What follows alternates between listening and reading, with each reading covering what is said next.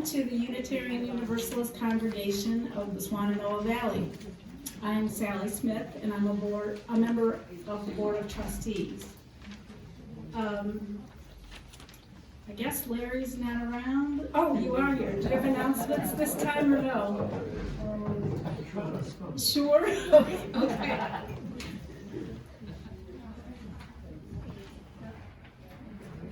Morning.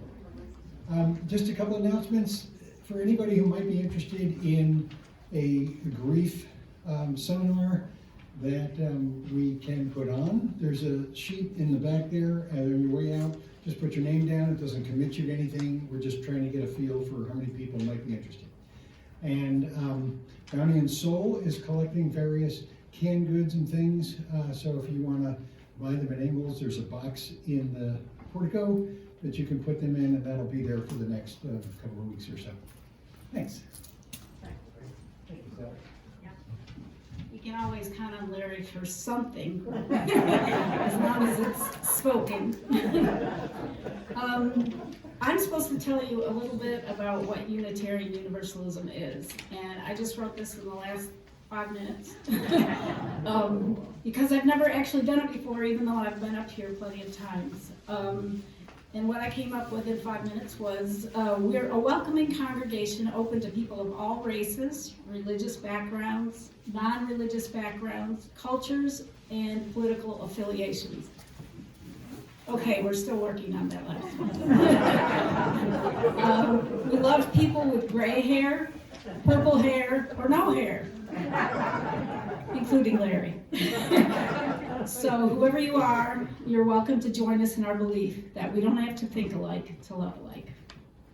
And if you'd like to learn more about Unitarian Universalism, that is not my words, feel free to look at the mission statement on the front of your order of service, and to look at the 8 principles that we follow, which are on the inside of your order of service. We have a tradition here of welcoming visitors who have come to our congregation for the first time, or the second time, or the third time, or who've been gone for a while. So this morning, do we have anybody on this side who would like to stand up and introduce themselves and tell us where you're from?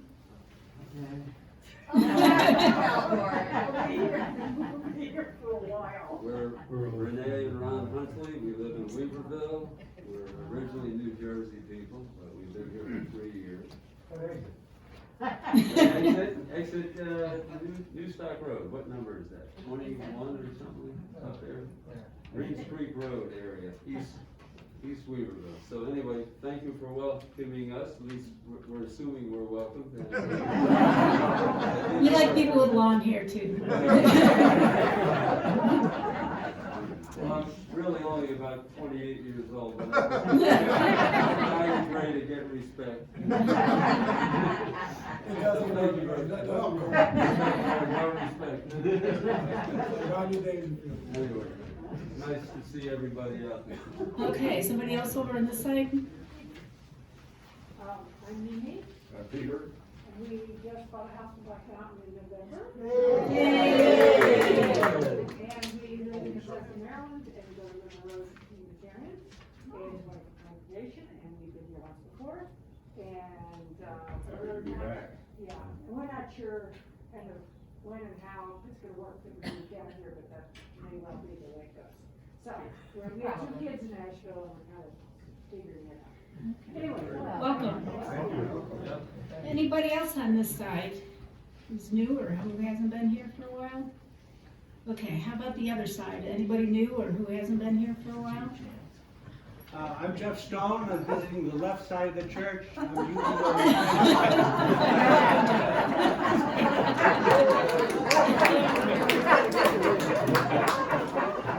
Welcome to the left. Okay, anybody else on the left side of the church? good morning. Which is actually the right, according to my view. My name is Janice Willard. I live in Shenandoah. I came here just when the pandemic was starting, so I've basically been living in my house for 2 years. And I decided I needed to move out and learn more, so this is my first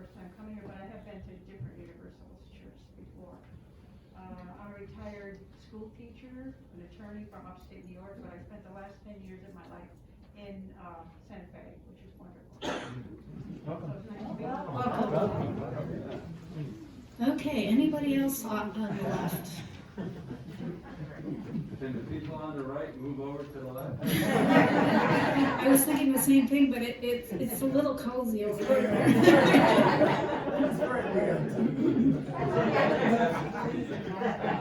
guys can just reach across the aisle. Oh, it's getting bad.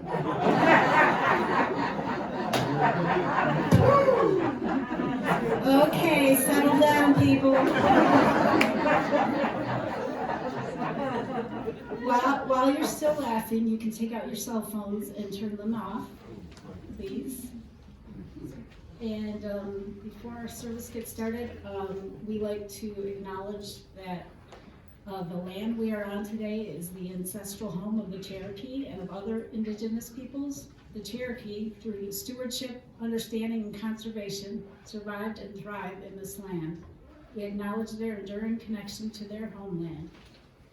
And now, let our service begin.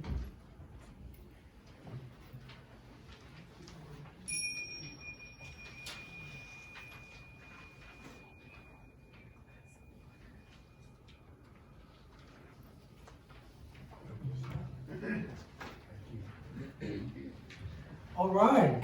Any more political cliches before we go on? Okay. It's spring. Spring is coming, right? And hopefully this is going to be lifting at some point, right? The Buddhists say nothing negative lasts forever and nothing positive lasts forever. So you guys will enjoy it. It's good to see y'all. We're getting more and more people each Sunday, so something is shifting. The opening words are from Unitarian Universalist Christine Robinson, and they are short and sweet.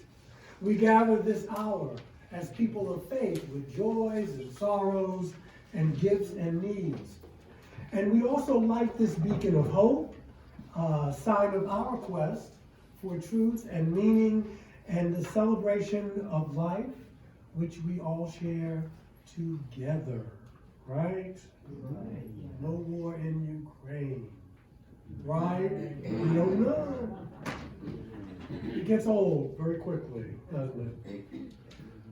Anyway, we're gathered here and we send good thoughts and prayers and whatever else you can send there. And stand up with me and join in singing our opening hymn, number 114, if you will. Forward through the ages.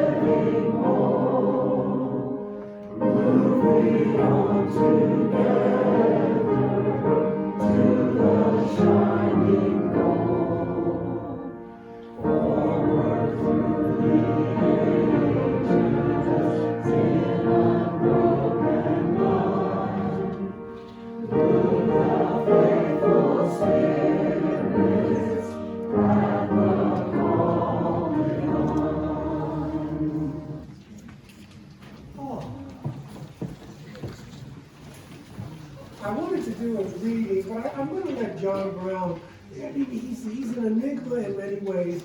So I just want to read you some of his quotes, just to get kind of an essence of him.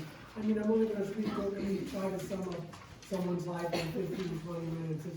It's very difficult. And he was very complicated, as many human beings are. So some of his quotes. He says, I'm quite certain. I am, first day with the new lips, excuse me. I am quite certain that the crimes of this guilty land will never be purged away, but with blood. I had, as I now think vainly, flattered myself that without very much bloodshed, it might be done. I think every family should have a dog. It is like having a perpetual baby. It is a plaything and crony of the entire house. It keeps them all young.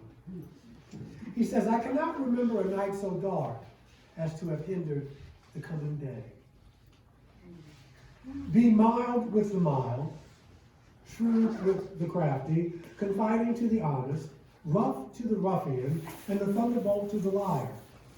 But in all this, never be unmindful of your own dignity. Trying to find any more. Here before God, in the presence of these witnesses, from this time I consecrate my life to the destruction of slavery. I love this one. The angels are ministering spirits. They are not governing spirits. Finally, no man with a, he's saying man, it's that time, it's 18th century, 19th century. Hopefully it means human beings. No man with a man's heart in him gets far on his way without some bitter, soul-searching disappointment. Happy he who is brave enough to push on another stage of the journey and rest where there are living springs of water and 80 and palms. I could go on, but hopefully this will give you just a little insight into John Brown. This is the time in the service, folks, where we ask you to come up and share a joy, a concern, a sorrow. Diane, of course, will light your fire. The mic is here, and the floor is yours.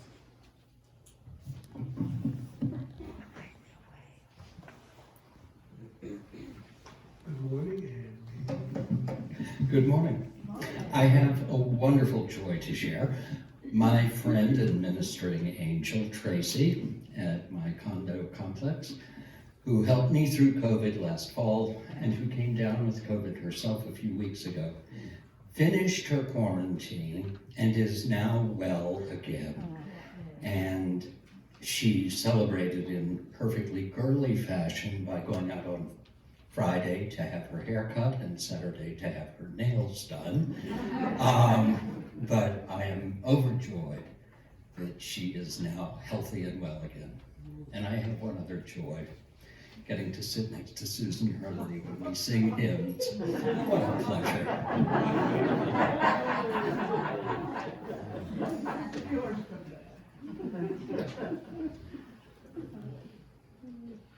I'm Larry Perlman, and even if I had nothing to say, I had to get up because Sally said I always have something to say. But I do have a joy, a concern, and a sorrow. The sorrow, and I don't know how many people in here may know her, but Elizabeth Lovejoy passed away recently. She just got suddenly ill just a few weeks ago and has now passed away. I knew her from playing bridge. She was in the bridge group. Some of you here may know her too. My concern is that Marty, who was not here, as you may have noticed, was exposed to COVID. And my joy is that she doesn't think she has it because she did a negative test today. She didn't want to come to church because she didn't want to take a chance with all of you in case she had it. But I think she's going to be just fine. Great. Good.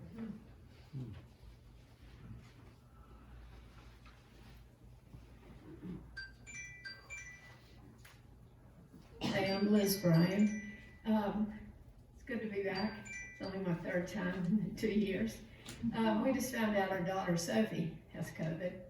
She's been vaccinated and boosted, but she still had a fever and lethargy and really feeling punk.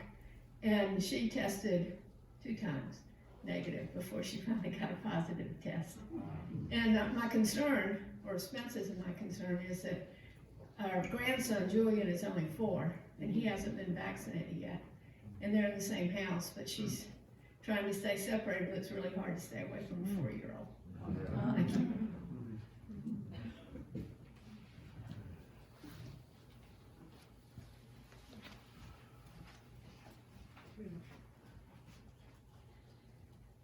Hi, I'm Tamara, Heidi's neighbor.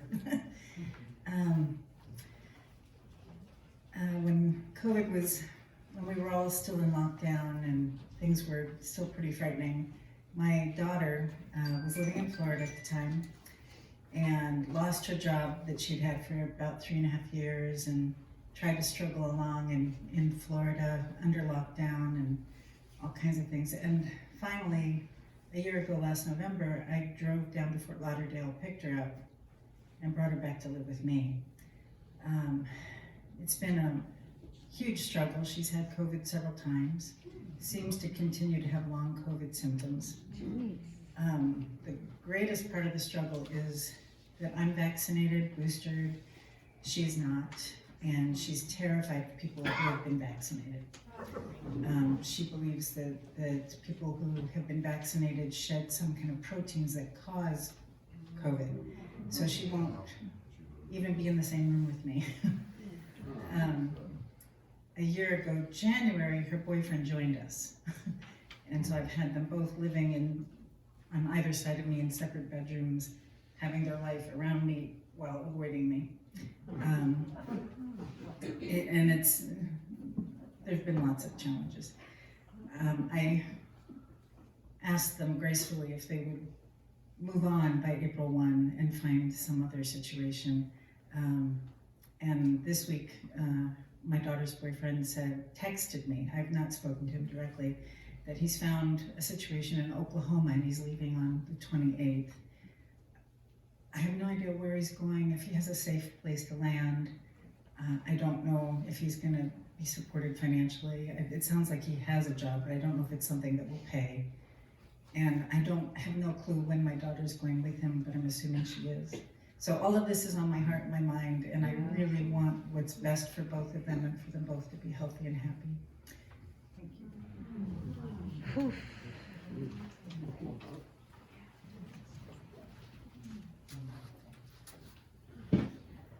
Well, I have something today that's a pure joy, and that's that my husband Norris is with me, and he has worked very hard to get his legs back. So, say hi.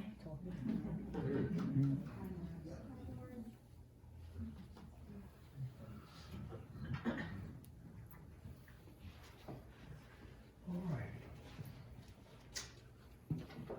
No one else? Okay. For those of you who decided for whatever reason not to come up, we keep you in our hearts and in our minds. And would you light a candle just for no war?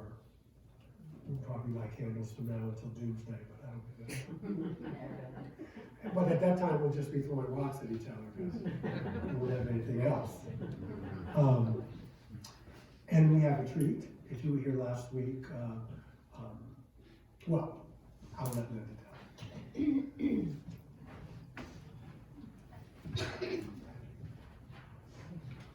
Last week, Michael's theme was listening to nature.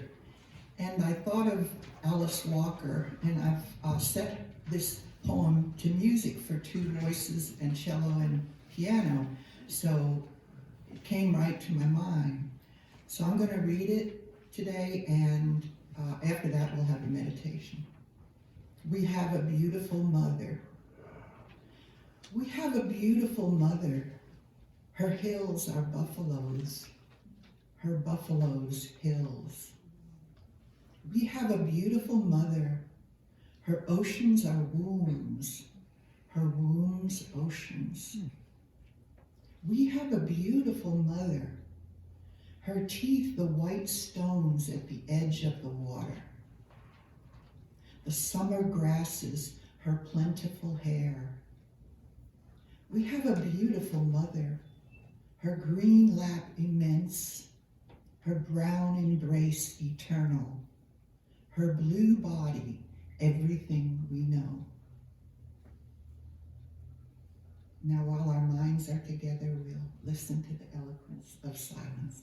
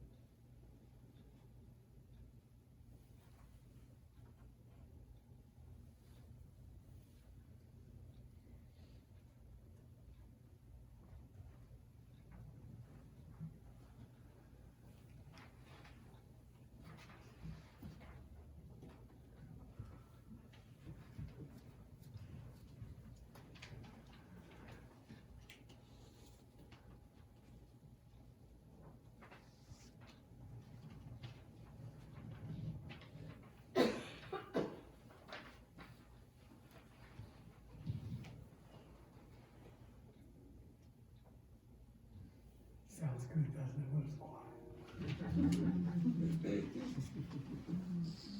Thank you. So it is. So it is. Time to remind you, in the words of my favorite philosopher, William James, that the greatest use of life is to spend it on something that will outlast it. And so I'm going to ask you for some money.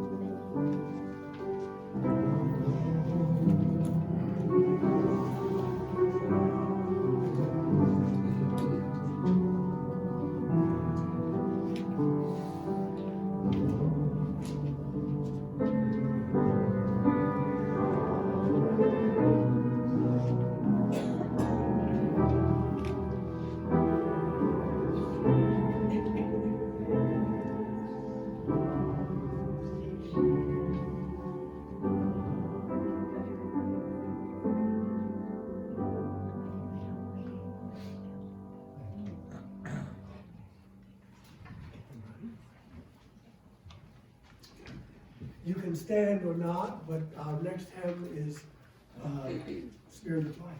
Would you mention that there are envelopes in the foyer in case people want? Come. Oh, okay. there are envelopes in the foyer in case if you want to make a cash donation and you want it to be part of your pledge, instead of just throwing it in the basket, you may write your name on and put it in the basket, so we'll know that's your donation. Okay, let's sing Spirit of Life. Rise if you're willing and able, sit if you're not.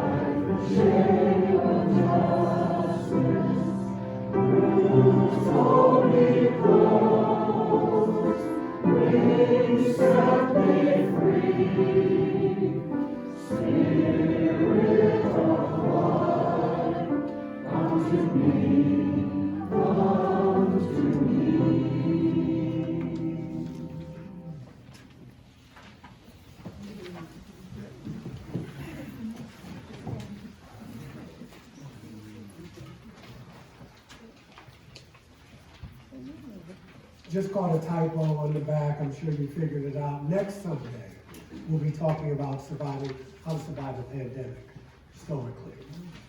Okay, John. John Brown was many things. John Brown was a charismatic, at times frightening, inspiring, confounding, courageous, intimidating, mysterious, given to religious zealotry, and even at times a bit boring. Harriet Tubman met John Brown in Canada in 1858. He nicknamed her General Tubman because of her leadership capabilities and, of course, getting enslaved people to freedom on the Underground Railroad. He told her about his plans to create a slave uprising, and he asked for her help.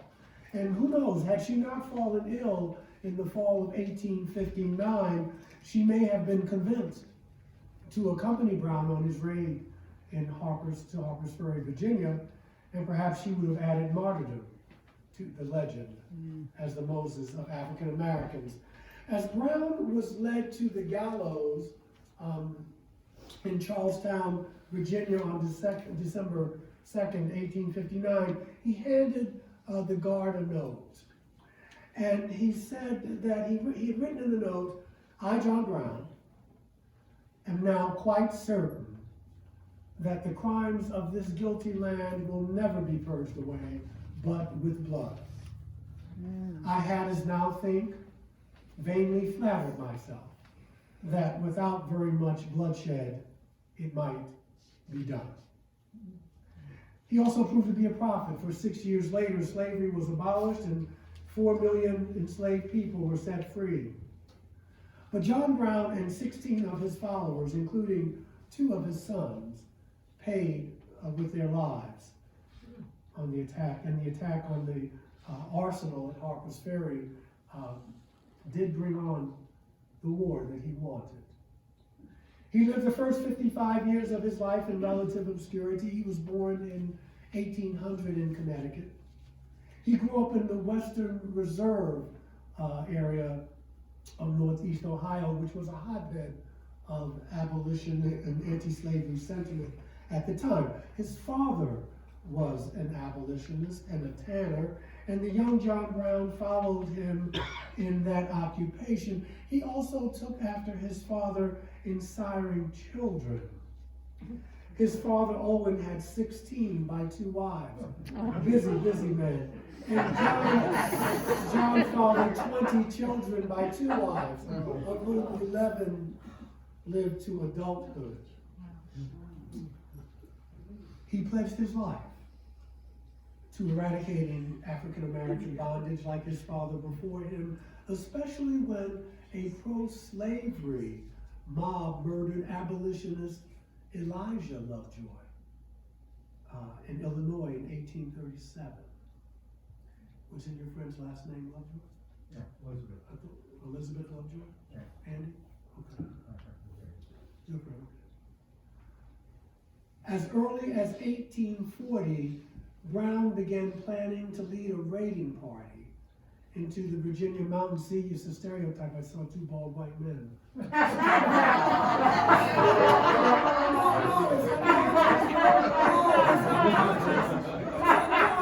Come on. Andy doesn't look anything like Harry. They all look We're all- alike. I could have called you John Brown. He was bald too. I need some more training. I need some more diversity training. As early as 1840, Anna, I need you. As early as 1840, we always could use a little levity. Brown, because this is not a story about levity. John Brown began planning to lead a raiding party into the Virginia mountains in hopes of attracting slaves. With this army, he would move along the southern Appalachian Mountains, inspiring slaves to escape until the entire peculiar institution of bondage collapsed.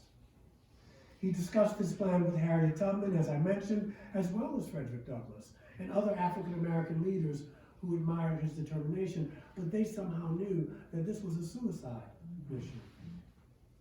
Brown was a very religious man. I mentioned that. He was a strict Calvinist who had no qualms about worshiping and believing in a God of wrath and justice.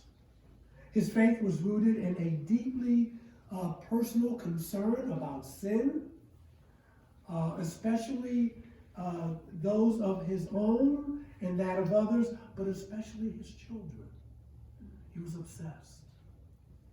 His son Salmon remembered his father on Sunday evenings, gathering the family together and even the hired help. And they would recite the 10 Commandments, and he would preach a sermon. There were Bible readings in the day and evening, and even prayer. He was especially hard on himself, and he consistently reminded his family that this earth was not their real home. In appearance and character, he was an Old Testament warrior prophet who happened to live again in the 19th century. He considered himself chosen as God's instrument to strike a blow for African American freedom. One man advised him, I'm sure more than one, advised him to proceed with caution. And Brown said, oh, please, caution, caution, sir. I'm tired of hearing about caution. That's just another word for cowardice. The next morning, he led his 4 sons and 2 other men to carry out a retaliatory measure for earlier murders of anti-slavery men. Now, Brown's party seized 5 men who were pro-slavery activists, but they had nothing to do with the murders. Bad luck. Brown snatched them from their homes and split open their skulls with swords. Well, he said he was tired of talk. Talk, he said. That will never free the slaves. What is needed is action. I'm quoting him. As the pro-slavery faction in the governing Democratic Party grew stronger, remember the roles were reversed. I don't know, maybe corporations owned both of them at the time too. And the Supreme Court issued the Dred Scott decision legalizing slavery in all the Kansas territories. Some abolitionists started to say maybe Brown has a point. So Brown had formed a militia, busy man, to defend settlers from pro-slavery raids in Missouri. Funds were gathered, and UU minister Theodore Parker was included, he almost was apprehended. He probably would have been hung from a sour apple tree. I don't know how, but there was evidence leading to him. There was a group called the Secret Six, who were financial contributors and gave moral support to Brown's plan. Brown planned to capture the U.S. arsenal at Harpers Ferry, and then he would begin his campaign along the Appalachian territories. So in the summer of 1859, he reconnoitered the area, and he rented a farm across the Potomac from Harpers Ferry. And at this time, there were 17 white brothers and 5 African-American men. He had hoped for more African-American participation, but even Brown's determination and dedication and charisma, because he was quite a charismatic individual, could not persuade some potential recruits to take part. And as I said, they knew this is not going to end well. He pleaded with his friend Frederick Douglass to join the raid. He told Douglass, he said, I want you for a special purpose. He said, when I strike, the bees will begin to swarm, and I need you there to hide them. Douglass had the good sense to say no.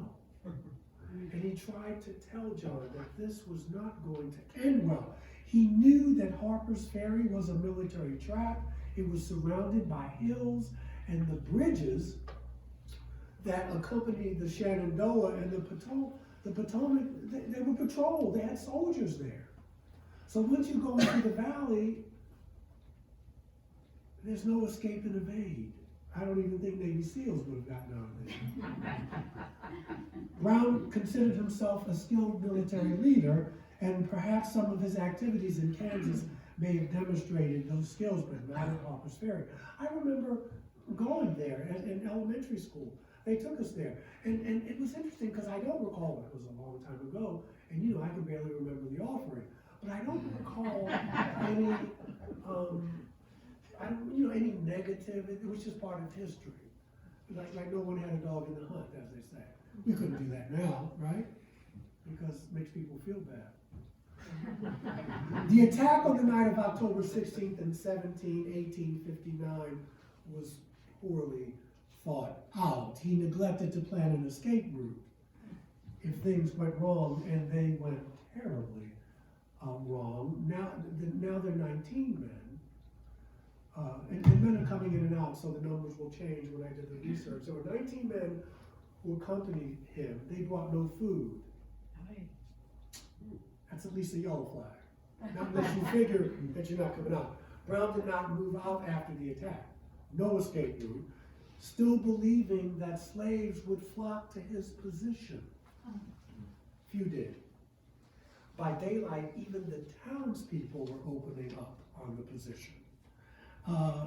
Militia from surrounding areas seized the bridges and cut him off. 2 of his sons were killed on October 17th among men on both sides. This is worse than Custer. A detachment of U.S. Marines arrived from Washington, commanded by a young man by the name of Robert E. Lee. At that time, he was a lieutenant colonel, as was Custer many years later. After offering a summons to surrender, Brown refused. His position was overrun, and he was wounded. In 36 hours, his war to liberate the slaves was over. 3 slaves temporarily liberated by Brown's men died in the raid or its aftermath. 5 town residents or workers, including the mayor of Harpers Ferry, were killed, and 9 U.S. Marines were wounded. It all appeared to have been a miserable failure. But in many ways, it was only the beginning. He was eventually hung by the neck until he was dead, but in death, as often happens, he became larger than life. 10 of his men were killed in the raid, and 7 were captured, including Brown. 5 escaped, 3 of whom would die later in the Civil War. 7 were hanged by the state of Virginia on charges of treason and attempting to incite a slave insurrection. Anticipating that hanging Brown would make him a martyr, several Virginia officials explored the possibility of declaring him insane and putting him in an asylum. I just want to put this out there. He may have been crazy. But it doesn't diminish his commitments. It's easy, then you can write him off if he's crazy. That's crazy. We'll see. Affidavits from Ohio, where various relatives of Brown had lived for years, testify that insanity was hereditary in his family. His mother's sister died with it. The daughter of that sister had spent 2 years in an asylum. A son and daughter of his mother's brother had also been confined in an asylum, and another son of that brother was declared insane as well. And so in 2005, a clinical psychologist by the name of Kenneth Carroll reviewed the evidence from his life and his trial, and he concluded that in modern contemporary terminology, he most likely suffered from bipolar disorder, with his behavior manifesting more of the manic than the depressive. But whatever it was in 1859, Brown said, "I'm not having it. You can call me what you want." He would not go along with his defense counsel's suggestion for pleading insanity. It is said that in court, his calm demeanor, acceptance of responsibility for his acts, and his eloquence would betray any notion of insanity. He also discouraged rumored plots by Northern abolitionists to rescue him. He said, and I'm quoting, "I am worth inconceivably more to hang than for any other purpose. My execution would do more toward advancing the cause that I have earnestly endeavored to promote than all I have done in my life." That doesn't sound like a crazy man to me. On the day Brown was hanged in Virginia, church bells tolled in many northern towns. Guns fired salutes. Prayer meetings were held, and thousands observed a moment of silence in honor of him. This outpouring of northern support and sympathy for Brown sent powerful shockwaves of outrage across the South, of course you can imagine, where whites could only see that the North has sanctioned and applauded theft, murder, and treason. Apparently they saw the beam but not the log in their own eye. For many Southerners at the time, John Brown was simply a demented terrorist. According to biographer David Reynolds, who I commend to you highly, he's written books on Thoreau and Emerson. According to biographer David Reynolds, former UUs, who at that time had become transcendentalists, I'm talking about Emerson and Thoreau, nudged Northern opinion of Brown in a positive direction. A political science from the 20th century, named by the name of Scott John Hammond, made the provocative suggestion that if John Brown was a terrorist, then so was Robert E. Lee. We must ask which of the two acted on higher principle, which violated the greater law, which one carries more blood on his hands, and who between them is the more genuine American hero. Are there only two choices? Were they both terrorists or neither? Both Brown and Lee saw themselves as soldiers in a just war, and therefore claimed that their acts were not unlawful, but justified under the laws of war, which is like calling people murderers in a war. We could split the Nobel money if we figure this out.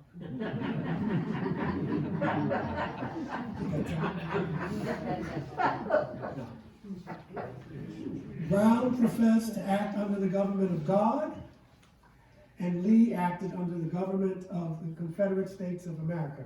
I will leave the rest for you to decide. I don't have the energy.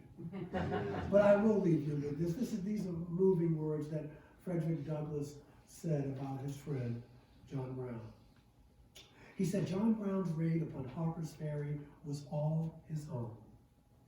His zeal in the cause of freedom was infinitely superior to mine. Mine was the taper light. His was the burning sun. I could speak for the slave. John Brown could fight for the slave. I could live for the slave. John Brown could die for it.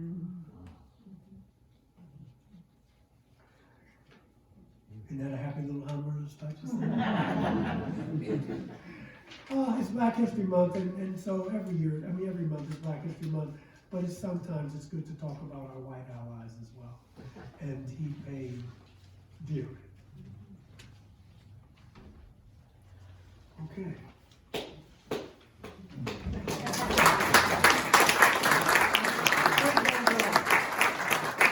Yeah. The splitting open the skull. Anyway, people do what they have to do. Closing hymn 108. My life goes on. 108, please rise as you're willing and able, and let's get out there and enjoy the spring day.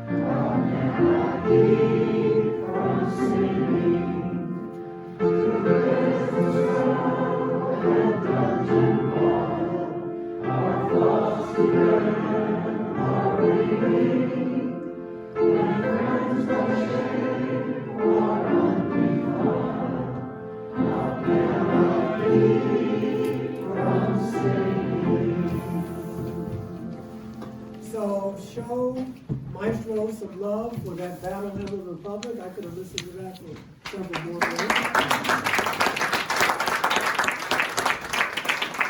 Okay. Let's make it short. May the love which overcomes all differences, which heals all wounds and puts to flight all of our fears, which reconciles all who are separated, let that love be with us now and in the weeks and months and years ahead. Have a wonderful, wonderful Sunday afternoon. Thank you for being here.